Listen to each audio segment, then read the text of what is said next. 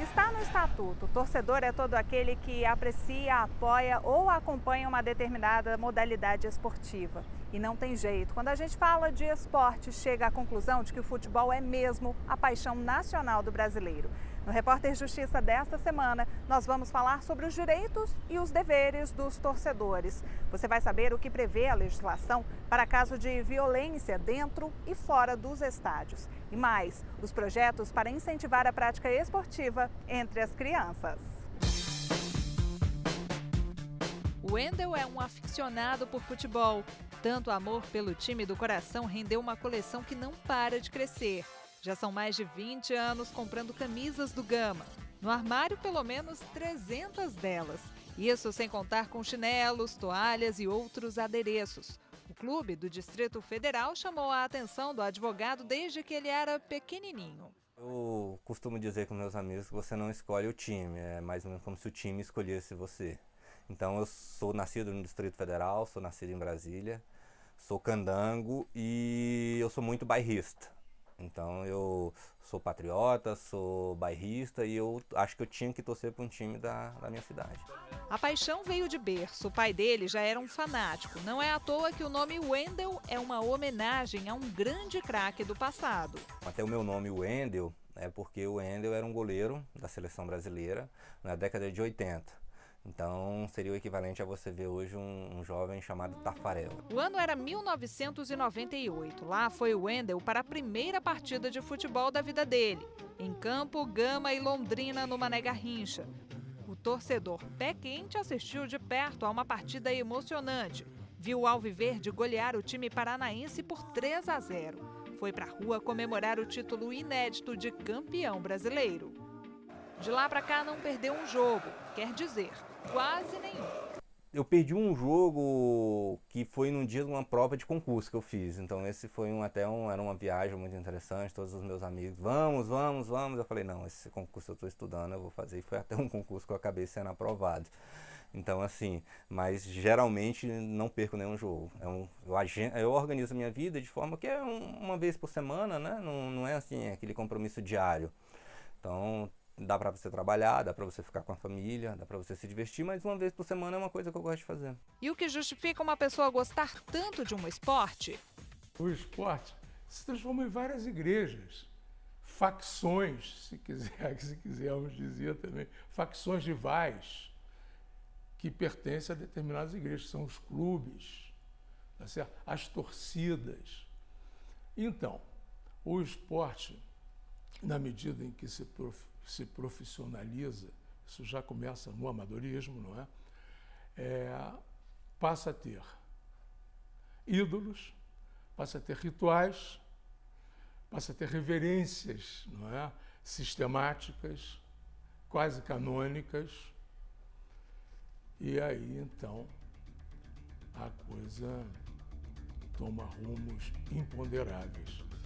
Imponderáveis e às vezes muito perigosos. No Brasil, não é raro vermos em transmissões de partidas brigas entre torcedores. Confusões que começam dentro e vão parar fora dos grandes estádios.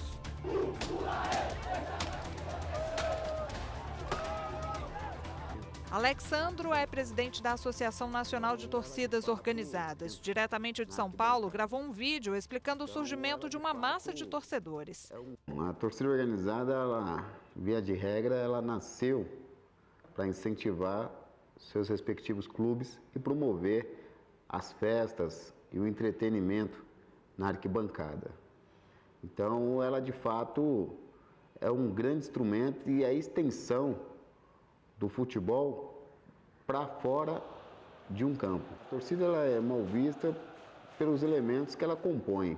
Ela compõe todos os estratos sociais da nossa sociedade. E como a nossa sociedade, infelizmente, ela sofre desse mal chamado preconceito, então tudo que há de bom e de ruim constituído na sociedade é existente dentro de uma torcida organizada. Criada em 2003, a Lei 10.671, mais conhecida como Estatuto do Torcedor, surgiu para assegurar direitos, mas também estabelecer deveres a essas pessoas. A segurança e a proteção desse público são responsabilidade do Estado. Este advogado especialista em direito desportivo ressalta que outros itens também são tratados na legislação. O torcedor tem vários direitos, né? O Estatuto do Torcedor nasceu para isso. Essa parte da punição é a parte menor. Ele tem direito a ter um estádio adequado, com higiene adequada, com segurança adequada, que os jogos sejam limpos, que não haja prejuízo em questão de venda de jogos, de venda de prognósticos esportivos. Então, há diversos direitos garantidos no Estatuto do Torcedor. Uma parte delas, isso tem se melhorado no Brasil, né? Principalmente com a Copa 2014, houve uma melhora substantiva nos estádios brasileiros em geral. Por outro lado, é a obrigação dos torcedores promover a paz nos estádios. O problema é que há uma linha muito tênue entre a paixão pelo esporte e a violência. O Wendel mesmo já foi líder e até presidente de torcida organizada do Gama. Hoje é assessor jurídico do time. Em vários momentos viu os ânimos se exaltarem e dias de diversão terminarem não tão bem assim. Mas justifica que a violência não acontece só no futebol. As pessoas têm ideia de que torcidas organizadas são violentas, mas não é bem isso. Se você fizer uma festa na igreja, talvez ele vai ter uma briga, porque vai ter bebida, vai ter ânimo inflamado. Então, assim, a sociedade como um todo, ela é violenta. E aí, quando você envolve algumas paixões, então, show de música, você tem brigas, jogos, você tem brigas. Então, assim, a violência ela não é restrita ao futebol, mas claro que quando você está num jogo de futebol, você tem metade do estádio torcendo para um time e metade do estádio torcendo para outro time. Não é o que acontece num show de rock. Você não tem metade do público torcendo para uma banda e torcendo para o outro. Então essa rivalidade às vezes ultrapassa. E aí você tem episódios de violência. Em 2019, a Lei 13.912 veio para alterar o Estatuto do Torcedor e tornar mais rígida a pena para quem praticar violência. A torcida organizada que promover tumulto ou invadir local restrito, por exemplo, será impedida, assim como os associados e membros, a comparecer a eventos esportivos pelo prazo de até 5 anos. Em novembro passado, 12 integrantes da torcida organizada Mancha Alviverde do Palmeiras e outros 3 da torcida Pavilhão 9 do Corinthians foram proibidos de frequentar estádios por 2 anos. A decisão da Vara Especial Criminal de São Paulo veio 3 anos depois de uma briga na Estação Brás do metrô da capital. A confusão foi logo após a partida entre os 2 times. A grande questão na questão da torcida, da violência da torcida, de organizada ou não é o tamanho da pena, e sim se ela realmente vai ser aplicada. Na Inglaterra já houve esse problema na década de 80 do século passado, e lá houve não só um fortalecimento da legislação, mas uma efetiva punição para aqueles que se envolviam em violência dentro dos estádios. Tanto é que hoje nenhum estádio inglês tem grade entre a torcida e o campo, enquanto no Brasil há grade, fosso, todo tipo de coisa para que evite que aconteça isso e continue acontecendo, porque não é a questão da legislação. A questão é que você consegue identificar essas pessoas, elas são filmadas, os jogos são transmitidos e mesmo assim quase sempre não acontece nada. O Brasil tem violência dentro do estádio, no arredor do estádio e fora do estádio, simplesmente porque falta ao Ministério Público e à polícia, principalmente, uma maior importância para esse tipo de questão.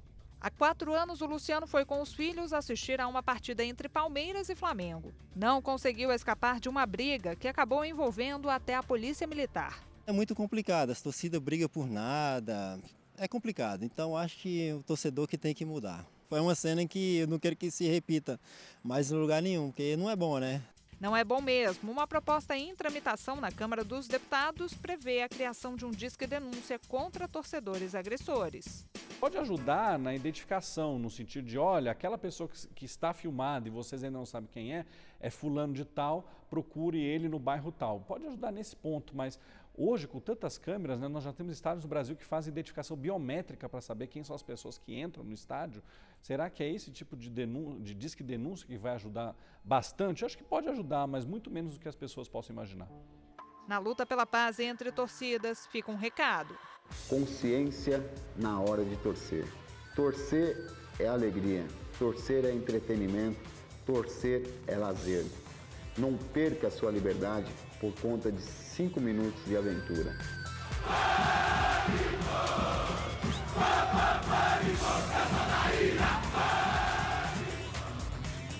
O Repórter Justiça vai para um rápido intervalo e volta em instantes. No próximo bloco, a repórter Fernanda Tavares vai falar sobre os direitos do torcedor quando o que está em jogo é a compra de ingressos. Não saia daí.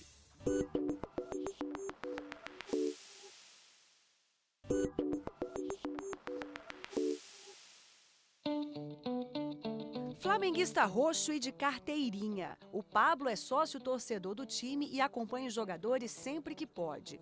Uma paixão antiga. Minha família torce pro Fluminense, meu bisavô, meu avô, meu pai. E eu fui a primeira quebra de paradigma, me tornando Flamengo, porque eu morava no Rio de Janeiro e ia ao Maracanã. Minha mãe pagava ao porteiro do prédio para que eu fosse ao Maracanã aos domingos ou sábados. E aí eu virei Flamengo e meus irmãos viraram Flamengo, meu primo virou Flamengo, também o pai dele é fluminense. E hoje todos os genros, noras e netas do meu pai são Flamengo. O advogado tem acompanhado de perto o crescimento do time nos últimos anos. Ele gosta de torcer, motivar a equipe, independentemente dos resultados, que nem sempre são positivos. Hoje os torcedores mudaram um pouco, né? Com a elitização do futebol, você tem torcedores que muitas vezes estão preocupados com outras coisas que não apoiar o time. Então, existe uma diferença hoje do torcedor que vai ao estádio, em regra, obviamente, sempre tem exceções, para o torcedor de antigamente, que nós chamávamos de Geraldinos e Arquibaldos, né? Então, hoje você tem uma torcida um pouco diferente do que era antigamente, mas com essa retomada do Flamengo agora em 2019, aquele sentimento tem se modificado, inclusive nos estádios você vê uma outra atmosfera em relação a torcer para o Flamengo. Recentemente, Pablo viu o Flamengo levantar a taça de campeão da Libertadores da América no jogo contra o argentino River Plate em Lima, no Peru. Ele ficou de olho em todos os detalhes da compra para que nada desse errado no dia do jogo. Pesquisou e fechou com antecedência passagem aérea, ingresso, hospedagem. Ainda assim, soube de casos que não deram tão certo assim. Você tem passagem que você pode comprar mais barato, mas não pode, mas se trocar tem multa. Outros você tem uma flexibilidade maior, então tem que tomar cuidado com esse tipo de situação. O que aconteceu agora na Libertadores é que muitos voos foram cancelados. Pablo também foi ao Mundial nos Emirados Árabes, um esforço que valeu a pena. Não tem nada igual e realmente é amor. O Júnior, que é um dos nossos maiores ídolos, sempre fala que a camisa do Flamengo é um manto sagrado e é a segunda pele dele. E é assim que nós vemos tudo que se relaciona ao Flamengo. Este cruzeirense já não teve a mesma sorte. Ver o time numa final de campeonato foi quase um drama. É que Rony comprou o ingresso de uma partida da Copa do Brasil na mão de um cambista. Ele reconhece o vacilo. Chegando lá, estava um grupo de 14 pessoas, eu consegui 13 ingressos para esse grupo e resolvi comprar mais um lá fora de um cambista, para um outro amigo. E dei o meu ingresso para ele, fiquei com esse ingresso. Só que na hora de passar na roleta, não passou, né? Ele deu ou que o ingresso já tinha sido passado ou que o ingresso não era válido. Aí tive que retornar, conseguir outro ingresso, pagar mais um dinheiro. Ingresso até caro na época, R$250. O empresário entrou no estádio faltando muito pouco para começar a partida. Como fala no jargão do futebol, aos 45 do segundo tempo. Do susto, ficou a lição. Ingresso só nos pontos de venda oficiais. Eu sou sócio torcedor, né? Sou sócio torcedor do meu time. Então, a partir do momento que se criaram esse ambiente de sócios torcedores, que hoje quase todos os times do Brasil aderem, a gente compra o ingresso direto pelo aplicativo ou pelo site do sócio torcedor.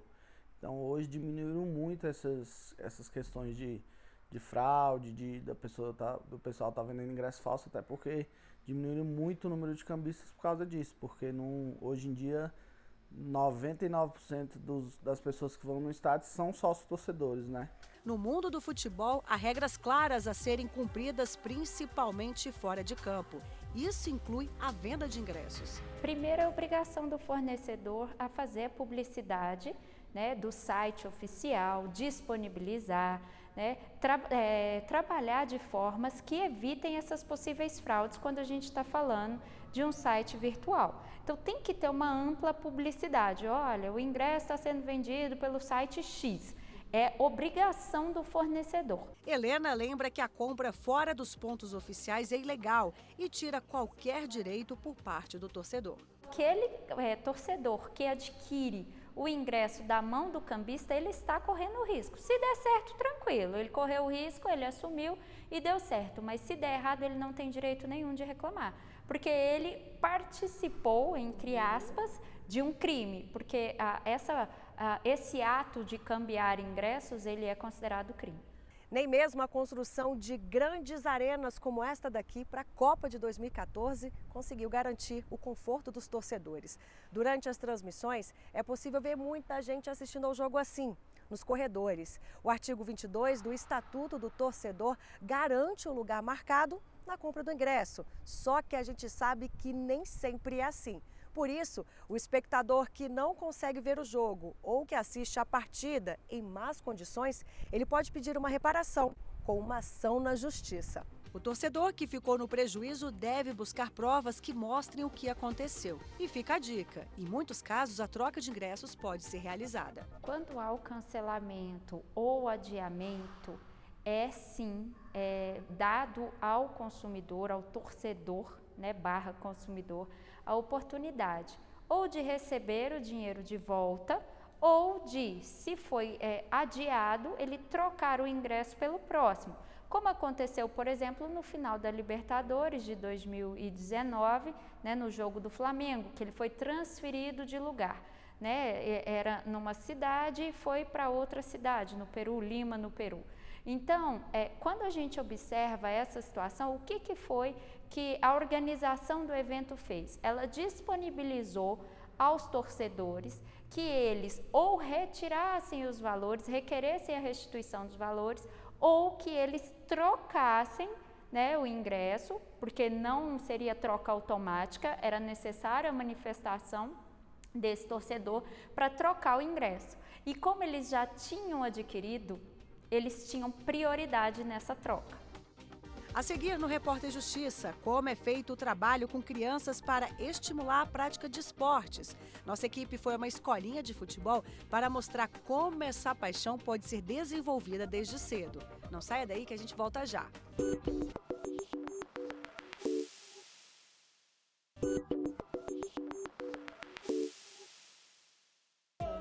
Herança de família, tradição que é transmitida para várias gerações apaixonadas pelo Atlético Mineiro. O coração de todo mundo aqui bate numa mesma sintonia.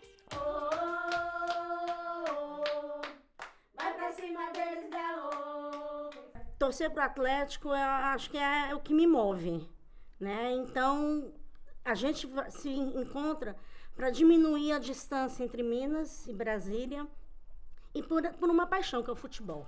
Daniele também transborda amor pelo Galo, mas olha que nem sempre foi assim. Ela conheceu o time anos atrás quando foi assistir a uma partida. Sempre que possível, eu vou para Belo Horizonte. A gente vai quando tem jogos aqui em Goiânia, já vai e volta, né? O famoso bate e volta, em Patos, em todo lugar que dá para ir. Se não pela televisão, ou se não por conta do meu horário de trabalho, a Patrícia narra o jogo para mim. São histórias de muitos jogos. Isso fora a emoção de ver o time levar 2 grandes títulos no mesmo ano, a Libertadores e a Copa do Brasil. Já vi jogo do Galo em Fortaleza, quando o Galo voltou da 2ª divisão para a 1ª, eu estava lá. Já vi Galo lá em Porto Alegre, Galo 0-0 contra o Inter. São jogos emocionantes demais. Já vi o Atlético ser campeão mineiro. No país do futebol, 80% das mulheres torcem para algum time. Nos estádios, elas chegam a ocupar quase metade das arquibancadas. É o que diz um levantamento do Ibope. Pois é, partida de futebol é programa de menina sim. E essa representatividade feminina abre caminho para as crianças, que cada vez mais despertam a paixão pelo time do coração. Aqui é Galo! A mulher está sempre mais presente, tanto dentro quanto fora do campo, em todos os sentidos, em todos os cargos, enfim, tem repórter, tem gente que trabalha dentro do clube, a gente que está na torcida, enfim, tem crescido e isso é muito bom, a gente precisa disso. A gente também entende e gosta de futebol. Um grupo de pesquisadores da Universidade de Coimbra, em Portugal, provou que boa parte dos fãs de futebol já suspeitava. A paixão despertada pelo esporte é parecida com o sentimento de uma pessoa que vive um romance. Após 3 anos de estudos, eles comprovaram que os circuitos cerebrais ativados nos torcedores são os mesmos das pessoas apaixonadas. Para mim, o futebol é a paixão do povo. Então, nada mais do que as mulheres, que são maioria nesse país, também se apaixonaram pelo futebol. E o Galo, para mim, é tudo. A banda loucada geral, a banda que corre os vagabundos internacional. Vamos agora parar num clube do sul do país. O Grêmio tem uma das torcidas mais organizadas do futebol brasileiro. Recentemente, o time investiu R$800 mil em equipamentos biométricos para acesso à arena. A ideia é fazer o reconhecimento daqueles torcedores que se envolvem em brigas. Nesse setor, como nos anos passados teve problemas, o Grêmio foi até excluído de competição porque teve gente que gritou macaco lá, coisa de racismo, eles instituíram controle de acesso biométrico para a torcida organizada, só nesse setor. A pessoa faz uma carteira, né, de sócio, arquibancada, e aí tem que cadastrar a biometria. E aí, obviamente, quando ela vai entrar no estádio, ela vai ter que aproximar o dedo ali para entrar. Pelo menos em Brasília, essa turma tem dado um bom exemplo. Todos participam do consulado do time. Acompanhar o Grêmio é sinônimo de união e paz. Aqui a gente fica bem mais próximo do clube através do consulado, por ele ser realmente um braço oficial do clube. Só esse fato já mostra a diferença entre um consulado e uma torcida organizada, uniformizada, né? O espaço é democrático e acolhedor. Aqui a gente assiste os jogos juntos, organiza eventos. Se o Grêmio joga aqui na região próxima, que é Goiânia, existem excursões.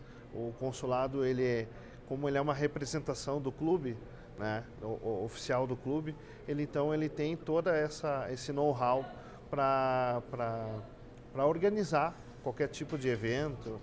Falando em torcida, olha aí quem já está de olho nos próximos jogos, essa turminha de novos talentos da bola. A garotada tem entre 4 e 12 anos. Os pais, desde muito cedo, ensinam sobre espírito de equipe, vitórias e principalmente perdas. Futebol é uma realidade, é uma coisa que a criança sabe que ela vai ter que treinar, que ela vai ter que se dedicar, que ela tem que prestar atenção, que sempre vai ter uma pessoa melhor do que ela, que se ele treinar ele vai melhorar. E isso aí incentiva muito o desenvolvimento dele na escola, no meio dos amigos, aprende a respeitar o outro componente. Quando ele participa de campeonato também, quando perde, ele vai lá e participa, agradece o amigo, que perde um pênalti, ele vai dar força. Então isso aí é muito importante. A gente aprende, aliás, mais quando perde do que quando ganha. E tem que respeitar o limite do corpo, respeitar o limite dos amigos, e vai ter outro jogo, vai ter outra oportunidade. Futebol é praticamente, para quem quer jogar bola, é o sonho, a realização de um sonho, né? E essas crianças, quando chegam aqui, elas chegam querendo ser jogador de futebol. A gente ensina que nem sempre o futebol traz resultados de vitórias, né? Traz perdas, a gente ensina ela a trabalhar em cima das perdas. Olha aí o Natan, ele é a prova de que os bons exemplos são os que ficam. Foi lá no jogo do Santos e Goiás. A torcida do Goiás estava perdendo de 3-0 e os caras estavam lá empurrando. Eu acho que isso é muito legal, porque empurra os jogadores também para fazer o melhor. O Repórter Justiça de hoje fica por aqui. Você pode rever este e outros programas no nosso canal no YouTube, TV Justiça Oficial. Acesse também o nosso site, tvjustiça.jus.br. Quer enviar uma sugestão de reportagem? Então mande aí a sua dica no repórterjustiça@stf.jus.br. Obrigada pela sua companhia e até mais.